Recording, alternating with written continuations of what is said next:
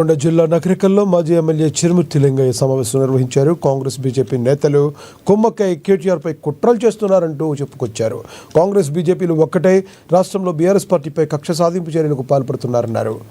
రాష్ట్ర ప్రభుత్వం అడిగితే గవర్నర్ అనుమతించడం చీకటి ఒప్పంద రాజకీయాలంటూ ధ్వజమెత్తారు ఆయన.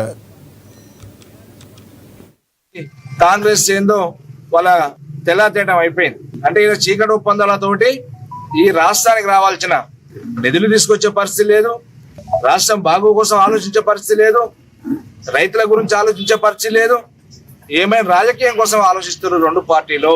ఇలా బీఆర్ఎస్ పార్టీని దెబ్బ కొట్టాలి, కేసీఆర్ గారిని దెబ్బ కొట్టాలి ఏకైక కారణంతో ఈ ఫార్ములా తీసుకొచ్చారు, అరెస్ట్ చేయాలని ప్రయత్నం చేస్తారు. కానీ ఎక్కడ కూడా బీఆర్ఎస్ పార్టీ కేసీఆర్ గారి నాయకత్వంలో, కేటీఆర్ గారి నాయకత్వంలో, హరీష్ రావు గారి నాయకత్వంలో బీఆర్ఎస్ పార్టీ శ్రేణులు ఎవరు కూడా చెక్కు చెదరరు. మీరు ఎన్ని కేసులు పెట్టుకున్నా, ఎన్ని అక్రమ కేసులు పెట్టినా బీఆర్ఎస్ పార్టీ స్ట్రెంత్ అయితే తప్పితే ఎప్పుడు కూడా వీక్ కాదు. ఇలా బీజేపీలో ఆనందం ఏంటంటే కాంగ్రెస్ వాళ్ళు ఏం చెప్తే అది వినుకుంటా పోతారు. ఇదే కారణంతో కేటీఆర్ గారు ఎల్బీ నగర్లో